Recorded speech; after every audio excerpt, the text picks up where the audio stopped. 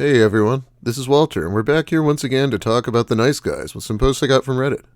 Nice guys are men, or often teenagers, who feel that being nice entitles them to a relationship. Being nice isn't a bad trait, but nice people don't behave so transactionally. Anyway, I hate long intros, so let's just get into it with nice guys from Reddit. These posts come to us from Reddit Nice Guys, a repository for posts of these kind of dudes. Haha, nope, I'm actually pretty nice. But a hot girl like this who says she's not getting any matches is just mad disrespectful to all the men who probably would take her out and would love her. But none of them are clearly good enough. When she's just a 7.5, she's no 10, she's overweight. And I won't see men get disrespected like this, haha. 90% of single men just want a nice, pretty, cute girl we can spoil. But you don't want those. You want the top 2%, who have 30 bitches every day, haha.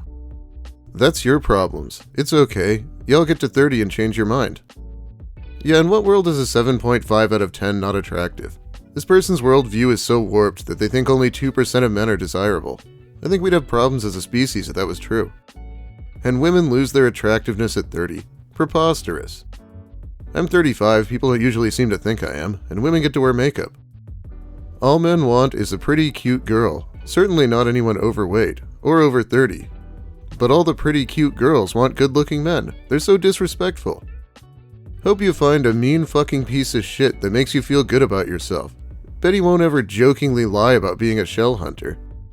I don't think those types of guys give a fuck enough to do that. So that will at least be one of my catastrophic flaws that you don't have to deal with. I don't want someone to give enough of a fuck to lie at all. Ever. That's some people's version of sweet but not mine, and that's okay. I hope you find someone that wants to be borderline catfished. Yeah, this guy's pretty shitty, lying about his hobbies to get closer to her. You really shouldn't start a relationship based on a lie. It's a big red flag for a reason. If they lie the first time you meet them, just imagine what they'll do when you get comfortable around them. Hey wait, what's this? From the OP. My friend dated this guy who was pretty much a pathological liar and would try to gaslight her when he was caught on his lies. They dated briefly over a year ago, and then he texts her this. Some of his lies. 1. I found 23 sunrise shells. This was in fact his opener when he first approached her, even went so far as to send her some store-bought shells and claim he found them. 2. I have a Monstera plant. Maybe if you're lucky I'll give you a cutting. He was a landscaper and she mentioned she loved Monstera leaves once. He straight up forgot he even said this. 3. My boss can't hear you at my home when he calls. It's unprofessional. Turns out boss was paying his rent on his one-bedroom apartment and would stay with him when he was in town. In the same bed. Wow, what a scumbag. See, if someone starts with a lie, they're probably lying about everything. That's exactly what you gotta do to keep these psycho chicks around these days. The nicer you are, the more likely you're gonna get burned, dumped, or cheated on. Women like being treated poorly for the most part these days. Always keep them guessing, and most importantly, she needs to think that you can and will leave her. For God's sakes, don't make her think she has conquered you and has you wrapped around her finger. It's over if that happens. Don't ever chase or apologize for anything that's not your fault. And don't listen to her when she says, I want a nice guy who is sensitive. It's BS. Just keep her chasing, not the other way around. You know, treating women poorly can lead to them cheating on you as well. Isn't that more likely to cause it than being nice is? Oh, here's a Halloween one. Women who have boyfriends should not be allowed to dress slutty for Halloween parties. This may sound neckbeardy or incelish, but hear me out. I have been noticing around Halloween parties, women with boyfriends tend to dress up in slutty costumes or dress in a way that will expose their cleavage or thong. In my opinion, this doesn't sit well with me ethically or morally because she has a boyfriend and Halloween parties are designed by nature for hooking up. We already have issues with a lot of nice and decent men struggling to get girlfriends because they're not thug enough or too nice. But here you have women engaging in such degeneracy by wearing revealing clothes just to get attention from men and have the audacity to complain about creeps. If only they did some reflection and how this could affect their relationships. It is very similar to cheating. They're violating boundaries by exposing their bodies to men in the context of attending parties designed for hooking up. TLDR, I don't think women should dress slutty for Halloween parties, as it is cheating by seducing the men in the room. God, I know people will hook up at any party, but I had no idea that was the sole purpose of a Halloween party. This guy's like never had a girlfriend or something. It feels good to show up at a party with a girl in a hot costume. Doesn't mean everyone has to creep on them the whole time. I'm saying from experience. I'm a great catch. I'm a great guy. I'm not bragging, just speaking truth. I've been in 3 real relationships in my life, and they all cheated on me and left me for a worse person's. A lot of these women only care about your wallet size. That's not a lady or woman. You're a straight trick in my eyes and run through used up. I like new things, not something that's been used over and over and over. I'm 36 and been single since 2015. Because I can't find a women/lady around here who really don't have brains and act like they do. And let me make myself clear, it's not all women. Oh, I guess that makes it okay.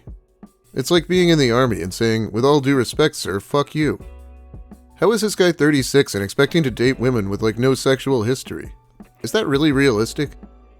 She wants the bad boys, but when she turns 30, she's old and can't get them anymore. So she'll settle with you, a nice guy who she'll cheat on. Yes, when she turns 30, she will come crawling back to me. Any time now. The crawling will commence, any moment now. Then she'll cheat with the men she apparently can no longer get. I could probably do a whole video on these guys talking about women hitting the wall at 30. Why would I confront a woman with interest when I realize that I am the rare one to be caught? Women think that men are pigs, but they just go for the guy that hits on them. Don't you realize that the guy that is worth a damn is the one that is not hitting on you?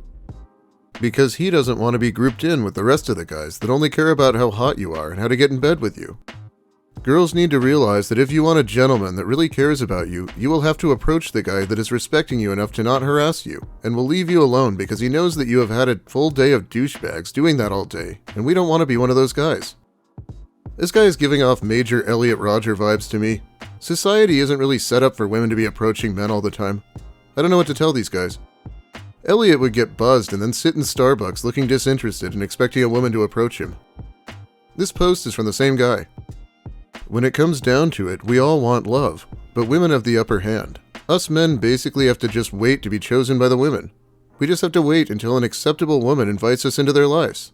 And if it doesn't happen, we are just alone. If you're an attractive woman, you can basically decide what your life will be. You can set up shop in any life and just thrive.